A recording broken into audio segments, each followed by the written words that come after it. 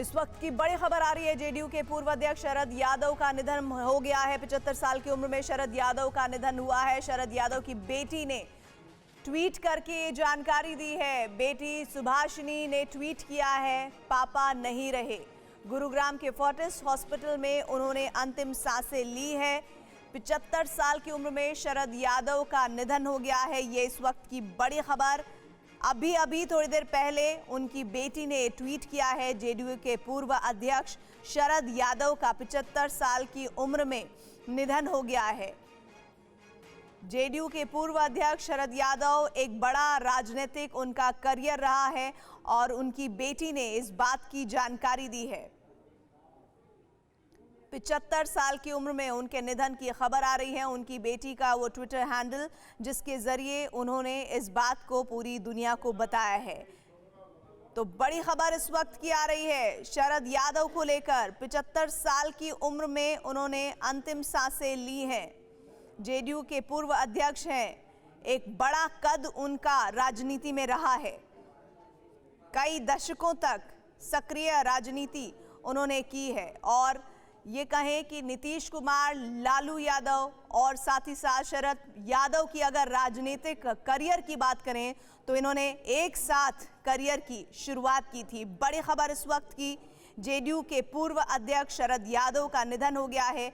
बेटी सुभाषिनी ने उनके निधन की जानकारी दी है। गुरुग्राम के फोर्टिस हॉस्पिटल में उनका इलाज चल रहा था, जहां पर उन्होंने अंतिम सांसें ली है। इस वक्त की बड़ी खबर आप देख रहे हैं टीवी 9 भारतवर्ष पर।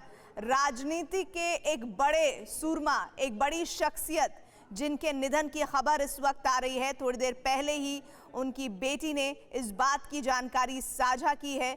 जेडीयू के पूर्व अध्यक्ष नहीं रहे, शरद यादव के निधन की खबरें सामने आ रही है।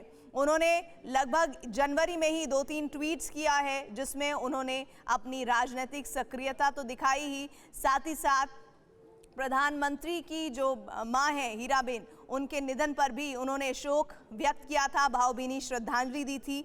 लेकिन उनका जो अंतिम ट्वीट है वो उन्होंने किया है 5 जनवरी को, जिसमें उन्होंने मैं माननीय सर्वोच्च न्यायालय द्वारा, इलाहाबाद उच्च न्यायालय द्वारा यूपी निकाय चुनाव ओबीसी कोटा के बिना कराने के निर्देश पर रोक लगाने की सलाह करता हूं।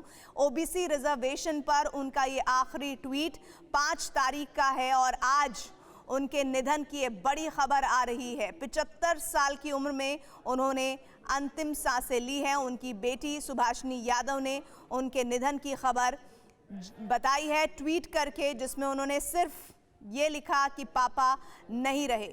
एक राजनीतिक स्तंभ, उत्तर भारत की राजनीति में बड़े सक्रिय रहे हैं। आमोद राय इस वक्त हमारे साथ, हमारे सहयोगी, और रुपेश भी जुड़ रहे हैं थोड़ी देर में। रुपेश हमारे साथ इस वक्त जुड़ गए हैं। रुपेश, फिलहाल क्या जानकारी, उनकी हालत क्या थी, कितने वक्त से वो फोर्टिस हॉस्पिटल में एडमिट थे और क्या डिटेल्स आ रही हैं उनके निधन से संबंधित?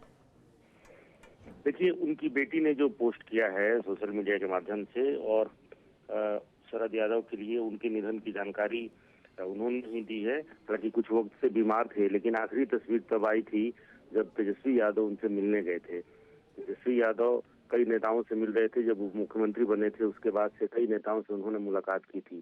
शरद यादव लंबे अरसे से बीमार थे, लेकिन उस वक्त तेजस्वी के हाथों में लिए हुए घर के अंदर की तस्वीर आई थी, और वो तस्वीर जब तेजस्वी यादव पटना पहुंचे थे तब भी उन्होंने कहा था कि उनकी तबीयत जरूर नासाज है, लेकिन अभी भी वो राजनीतिक रूप से बेहद सक्रिय हैं।